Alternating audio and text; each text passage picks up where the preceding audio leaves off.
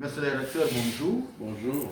Nous sommes heureux de vous recevoir. Vous venez d'effectuer un déplacement sur Idiophare. Quel est le bien fondé de vous? Qu'est-ce qui a motivé ce déplacement? On est allé à Idiophare à une délégation forte. La secrétaire générale, Maître aussi Poumoulou. On est allé là pour implanter les campus de l'UNITIC à Idiophare. Forcément pour la faculté de foresterie en coopération avec Fajalobi qui a planté 10 hectares de reboisement, 10 000 hectares de reboisement, et c'est un patrimoine humanitaire pour l'avenir, pour l'UNESCO.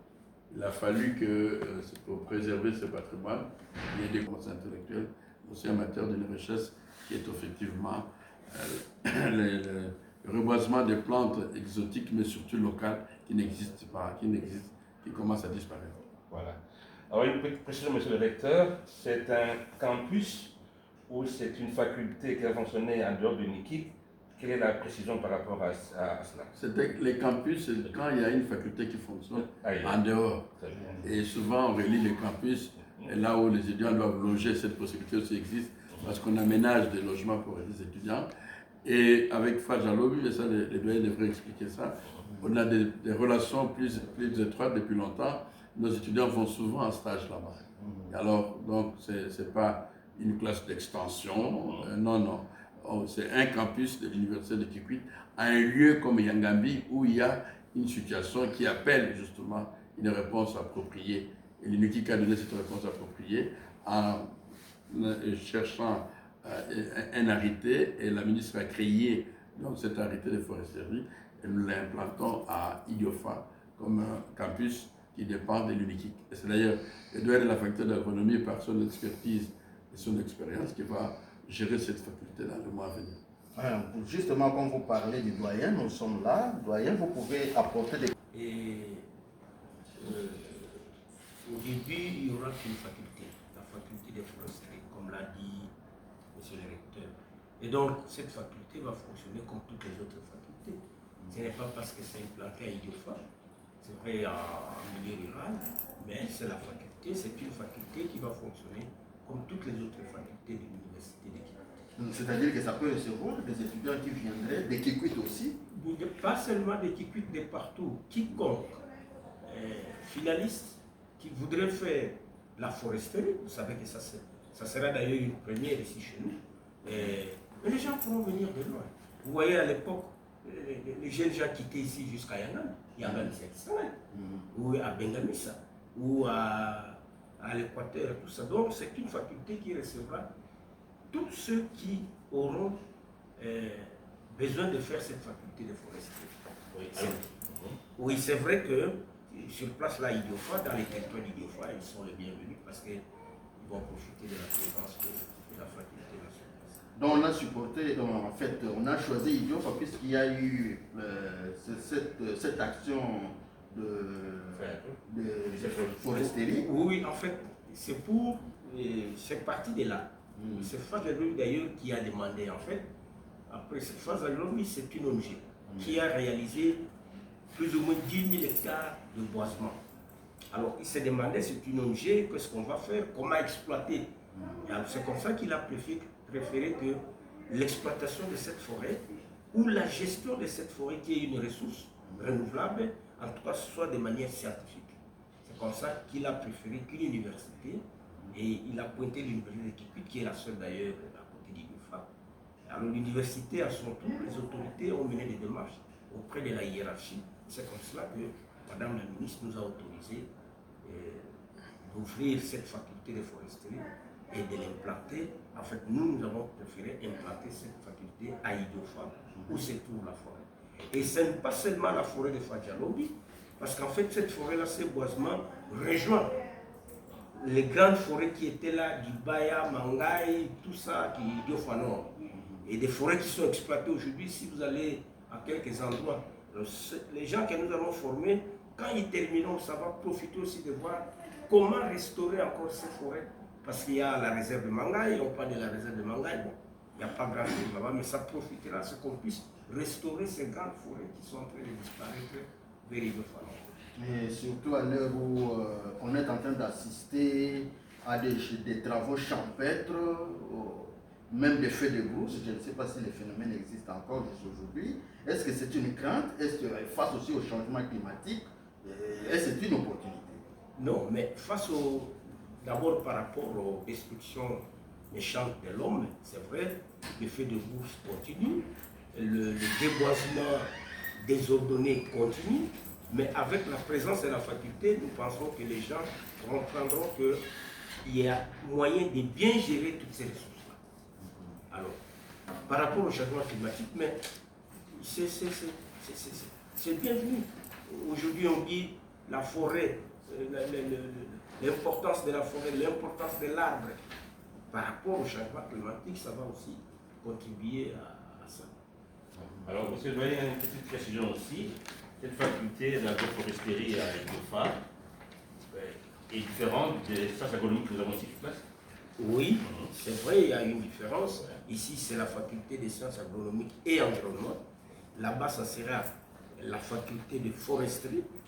Et d'abord, quand vous voyez Yangambi, ce n'est pas la même chose comme les facultés que nous avons d'agronomie et environnement. Mais c'est vrai que par rapport aux cours, il y a des cours qui vont se rencontrer. Les mêmes cours qui sont en agronomie et environnement pourront se retrouver en foresterie. Mais la foresterie, c'est d'abord un programme à part. Et maintenant, doyen, pourquoi aller maintenant? Pourquoi penser ouvrir cette faculté ou soit, je pourrais dire, le campus actuellement? Qu'est-ce qui bloquait avant? C'est vrai que l'université de Kikwit a la possibilité d'avoir autant de facultés. Mais vous savez que c'est une université en progression. Lorsque l'université a commencé, et surtout lorsque nous sommes devenus extension de l'UNIKIM, nous pouvions faire fonctionner ici toutes les facultés qui sont à l'UNIKIM. Mais il faut aller avec les moyens. Vous ne pouvez pas ouvrir le tout. Et par rapport à la foresterie, une particularité, la foresterie, il fallait quand même, il ne faut pas aller implanter une faculté de foresterie en pleine ville. C'est pas normal. Donc, c'était des études qu'on menait comme on peut faire, c'est une bonne faculté, c'est vrai, mais là alors, c'est tombé à point nommé, avec la présence de 10 000 hectares de forêt, à proximité des grandes forêts de Manga et d'Ibaya, Kassai, et ainsi de suite. Voilà. Alors, on rentre le recteur, monsieur le recteur, est-ce que, par rapport à nous, ce n'est pas ce que nous envisageons pour l'instant, mais s'il y a éclosion, je crois que maintenant il y a tendance à réduire quand même les universités. L'université, la tendance c'est quoi? C'est au fond de se projeter dans des vides et de répondre à certains défis en fait. Donc si un jour on estime que ça peut devenir un institut facultaire, il appartiendra à l'autorité de décider cela. Mais pour l'instant, nous ouvrons une faculté, nous lançons une faculté de foresterie, comme l'a si bien expliqué le doyen. Les conditions l'ont permis, et puis maintenant il est question effectivement de mettre en place une structure d'essai, mais qui va pouvoir se stabiliser progressivement. C'est comme ça qu'on a pensé à un expérimenté pour pouvoir suivre cela. Mais ceci dit, il faut savoir que on n'ouvre pas des classes pour les ouvrir. Si c'est cela, on aurait toutes les classes, comme il a dit, toutes les facultés ici, au niveau Molo. Et si Idiofa, qui est une grande cité aussi, mais c'est elle qui va profiter en fait. Et le but, c'est ça le service que nous devons rendre à la société. Et vous vous imaginez qu'à partir de INSEM déjà, Faja Lobby a déjà des boisements là-bas. Donc si on devrait voir tout ça, c'est un grand capital pour la République démocratique du Congo, mais aussi dans l'avenir, ça deviendra comme le jardin botanique de Kisanto. Parce qu'il y aura des visiteurs qui viendront, il faut des hôtels, il faut payer, il faut ceci. Donc ça devient un véritable centre. Et comme si cela ne suffisait pas, Idiofa a Kakobola très très stable, on a vu ça. Idiofa a aussi la route maintenant principale, qui est déjà presque à Yassalokwa, et qui devrait continuer jusque-là. Donc il y a tous les atouts pour désenclaver les milieux, créer les conditions de possibilités, former des personnes capables aussi bien de protéger la forêt que de donner des conditions nouvelles de récréation des emplois, mais aussi faire en sorte que la République démocratique du Congo tire le plus large bénéfice d'une forêt comme celle-là. Monsieur le recteur, nous allons au-delà du Diophage. Maintenant, nous apprenons que l'université de Kikwit va ouvrir une nouvelle faculté, c'est-à-dire celle de la science de l'information et de l'organisation. Est-ce que vous confirmez cette thèse et pourquoi? Probablement, il n'y a pas de fumée sans feu, ce qui est normal. Il est question cette année pour nous, effectivement, d'ouvrir cette faculté de sciences d'information et de communication. Cette faculté est importante parce qu'au fond, c'est quoi? Nous avons fait une enquête, mais pour la fac d'architecture. On s'est rendu compte qu'en fait, nos constructions ne suivent aucune architecture moderne. On est dans des missions, dans la maison des territoires, maison tout ça, et même des hôpitaux, d'ailleurs on a vu, c'est le même hôpital qu'à Massy, qu'à Boulogne, c'est le même type, mais on se rend compte que c'est une autre architecture. Alors il faut renouveler cela, parce qu'il y a le constat de ça vieillit et tout ça, il faut alors refaire cela. Et pour ça, il nous a fallu créer ou ouvrir une faculté d'architecture pour que les jeunes gens qui auront fait de nouveaux architectes et ingénieurs apporteront un souffle et dans la construction de nos villes, dans son urbanisation et puis dans la canalisation des eaux et tout ce que vous pouvez imaginer. Et donc cette faculté, je crois, a un bel avenir dans la province parce qu'au fond, les gens disent, même d'ailleurs, ils viendront ici. Et j'ai même vu que les Européens étaient intéressés à voir comment nous pensons notre architecture. Et donc nous aurons probablement des profs aussi qui viennent de là. Et alors la faculté de communication, information et communication, elle aussi a subi le même cheminement. Parce qu'on a remarqué que même ici au niveau, vous-même vous êtes de la cellule de communication, mais au niveau de l'université, il n'y a pas de communication. Il n'y avait pas de communication. Or, il faut tout de même, au sein d'une entreprise, d'une organisation, qu'il y ait alors, il y a un certain nombre d'emplois, ce qui nous intéresse, c'est ça, un certain nombre d'emplois qui existent, qu'elle pourrait, par exemple, occuper. Il y a des rédacteurs, écrits, radio, télé, et je peux dire aussi des web, mais il faut des rédacteurs. Ils vont écrire comme ça. La plupart sont des débrouillards qu'on voit ici. Alors, il faut aussi des journalistes et reporters. Il en faut donc, il faut une formation. Il faut des journalistes en ligne aussi. Et dis-donc, ils utilisent en ligne. Il faut des attachés de presse, des chargés de communication, hein? Il faut des localiers, même des correspondants locaux, des traducteurs, des interprètes, mais pourquoi pas des agents d'accueil, des infographes. Ça, c'est très important. Et alors, on a des métiers précis, mais il n'y a pas de gens formés. Il faut le former. Les métiers sont connus et même on pourrait aller plus loin encore. Oui. Alors il faut maîtriser les techniques de communication pour aller écrire parce que nos gens, parfois il y a quoi, les gens se battent parce qu'ils ne savent pas communiquer. Hein. Il faut tout cela. Donc je crois que c'est une faculté qui va apporter du plus et même les banques n'ont pas de communicateurs. Voilà les gens à l'écobank qui attendent l'argent ou je ne sais pas n'importe quelle banque. Ils sont 10 000 là-bas qui attendent. Il n'y a aucune communication. Pour de Cacabola, pas de communication. Avant, il n'y en avait pas. Après, ils ont communiqué. Voilà. C'est pour ça donc c'est effectif. Dès l'année prochaine, nous allons ouvrir une faculté de sciences d'information et de communication. Donc, les parents peuvent déjà se préparer. Ah oui, absolument. Vous en faites l'écho maintenant. L'écho est à prénommer. Il faut que les étudiants et les étudiantes, souvent c'est une faculté, on dit il y a beaucoup d'étudiantes, hein, mais il faut qu'ils aiment le journalisme et tout ça, mais ce n'est pas seulement le journalisme, c'est trop réductionniste. Hein. C'est plus large que ça, j'ai cité quelques métiers, hein. C'est plus large que ça. Donc il y a la presse écrite, il y a la presse orale, il y a tout. Donc je crois que les étudiants, nos futurs étudiants, c'est ceux qui sont en secondaire, qui finissent cette année, ou ceux qui avaient déjà leur diplôme qui vont venir, ou ceux qui se trouvent ici, qui veulent changer de faculté aussi. Donc on a toutes sortes d'étudiants qui vont être là. Et donc nous pensons que dès l'entrée prochaine, cette faculté devra fonctionner. Et on est en train de mettre tout en œuvre pour que les choses soient telles que nous le pensons. Oui. Et souvent, monsieur le recteur, cette faculté de sciences de la communication, dans plusieurs milieux, est rattachée à la faculté des lettres. Est-ce que pourquoi ne pas avoir carrément une faculté de lettres ici? Pour l'instant, comme la réponse était donnée par le doyen, j'ai mis à tel. On ne peut pas tout donner à la fin, il faut d'ailleurs des nombres d'auditoires, il faut aussi des travaux pour telle et telle bibliothèque pour chaque faculté. Donc on y va progressivement, mais nous sommes sûrs que le gouvernement nous y aidera, parce qu'ils font toujours ça. Et vous commencez, mais ils vous aident. Cette faculté sera véritablement soutenue pour que la formation, l'information soit démise dans nos milieux où la narration a pris les dessus sur tout. Nous arrivons au terme de notre entretien. Si vous avez un dernier mot avant d'accorder le dernier mot, Ah non, le bien parler, je peux pas. Et aussi, pour les deux camps qui vous accompagnaient dans cette minute, c'était bon. Est-ce que vous avez quelques mots à dire aussi?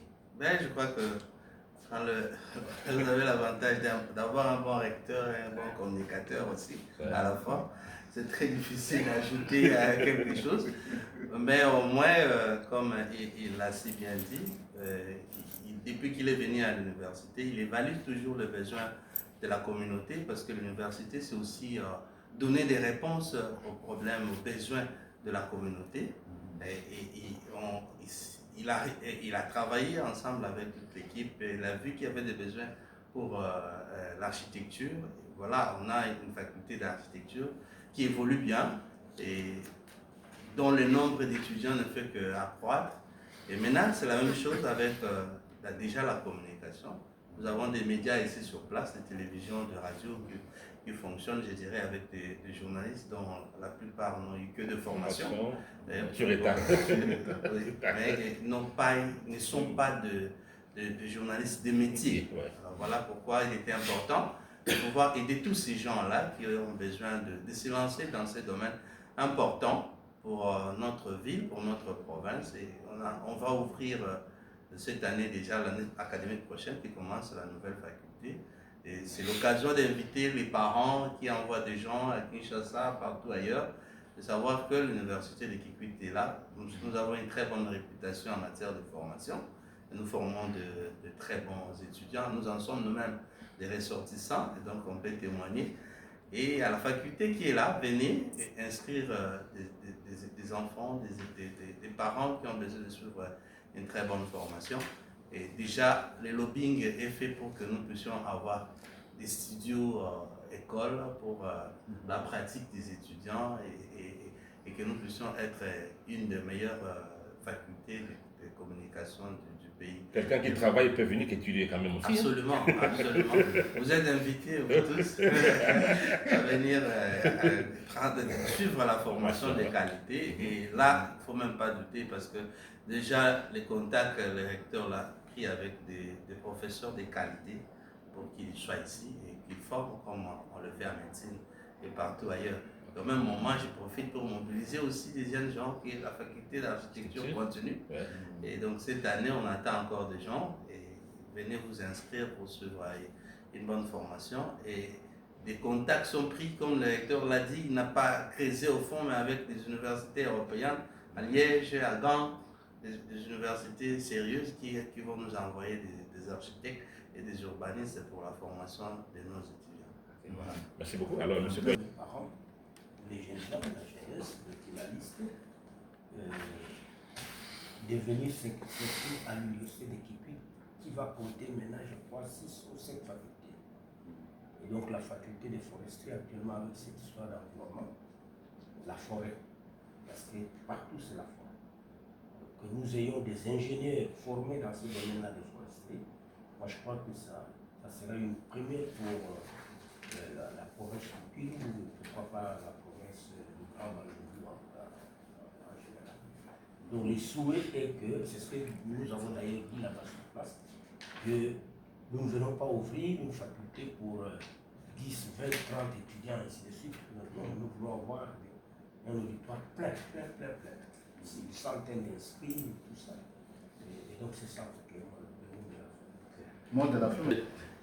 Les filières qui viennent là, il y avait déjà l'architecture et l'urbanisme, la faculté de communication et en fait est à point nommé pour les balles de doute, n'a pas une communication pour le développement. Parce que nous devons nous développer et pour ça il faut un programme. Et ce programme doit se communiquer. Et il nous faut en fait une forte présence en besoin de sensibilisation, surtout en matière d'agriculture, de santé publique, quand Ebola, tout ça. Il faut des communicateurs spécialisés. Et puis il y a ce que je peux appeler une communication stratégique des organisations aussi, donc des besoins institutionnels croissants, l'administration publique, les banques par exemple, les projets des entreprises, il faut ça. Donc c'est pour donner un peu ce qu'il y a comme raison. Et puis il y a les multimédias et community management, par exemple l'explosion du numérique, des réseaux sociaux, de communication digitale, l'entrepreneuriat des jeunes, mais vous pouvez canaliser tout cela et en faire des éléments importants de la croissance et de l'employabilité. Voilà. Alors, on aura des propositions locales. Quoi. La faculté pourra devenir pionnière en RDC en créant un laboratoire de communication pour le développement rural, par exemple. Nous avons un BO qui a une matière, mais il faut des communicateurs, il faut des gens donc, en matière d'agriculture, de santé, d'environnement. Pourquoi pas la lutte contre la désinformation, ce que fait déjà, et même la communication communautaire. Donc voilà. Alors dans les 5 ans, on pense qu'on aura déjà atteint certains objectifs de stabilisation de la faculté. En même temps, on aura créé des partenariats privés-publics techniques. Aussi, on peut aussi ici, déjà, c'est déjà le résultat qu'on attend d'une université en ce temps-ci, avoir donné la recherche, lancer la recherche, lancer les enseignements, mais les services à la société. Donc on doit créer un incubateur ici qui part de là. Donc un incubateur de médias numériques par exemple. Alors il y a des centres de production audiovisuelle universitaire, donc on pourra avoir une radio, une télévision ici, pourquoi pas. Il y a les pôles d'innovation aussi sociale et médiatique. Donc il est évident que les étudiants, un grand nombre, on approche les 5 000, 5 000 et demi, mais avec toutes ces facultés, on sera 10 000 ou plus. Donc il faut, et là j'en profite aussi pour remercier les autorités de l'État, donc des pays, les présidents de la République, la première ministre, notre ministre de tutelle. Il y a la construction, vous le savez, d'une nouvelle université qui s'est faite, pas une nouvelle université, on fait de nouveaux bâtiments pour notre université qui s'est Jean Dunga, on est au niveau de fouilles, et même déjà des remblages du terrain aussi, donc le plus rapidement possible. Ils vont pousser comme à l'hôpital général des bâtiments pour l'université, une clinique universitaire à plus de 110 lits, et puis une morgue aussi, et puis des laboratoires, et puis des salles de classe, et un terrain de football et de basketball. Donc c'est déjà costaud, donc le plan sera, je crois, affiché, donc on verra ces plans-là. Mais pour moi, c'est pour qu'il quitte du boom. La plupart des villes se construisent avec les universités. Si une ville a une université, même en Europe, on a senti que les villes où il y avait des universités se sont vite développées, et les villes où il n'y a pas des universités s'éteignent parce que l'université, c'est les lieux de l'innovation. Alors, quand je parle d'université, j'inclus les instituts qui satellisent autour de l'université, évidemment, ce qui est normal. Mais donc, c'est un pôle de développement qui commence et qui prend en charge et tout. Et les innovations partent de Lubumbashi, partent de Kinshasa. Elles vont aussi partir de Kikwit. L'université n'est pas là pour imiter, mais pour créer. Alors nous serons là, je crois, c'est quelque chose d'important pour créer. Alors il faut, pour nous, simplement créer, comme disaient les doyens ou les DIRCAP, avec la bonne marque. C'est-à-dire qu'il faut mettre tout en œuvre pour que ce qu'il faut du point de vue technique, du point de vue laboratoire, du point de vue institutionnel, qu'on soit à jour et pour qu'on lance effectivement des innovations susceptibles de créer de nouveautés au pays et surtout de l'employabilité des jeunes et aussi de construire un avenir radieux pour notre province et pourquoi pas pour notre pays. Merci beaucoup. Merci beaucoup, monsieur le recteur, merci beaucoup, monsieur le doyen, pour le temps que vous avez accordé à cet entretien. C'était très important pour que nous puissions balayer tout ce qui a été prévu par rapport à l'UNIKIK. Au micro, Badilon Kawan de la radio Tomisa et John Milanga est ainsi. merci beaucoup avec l'assistance des membres de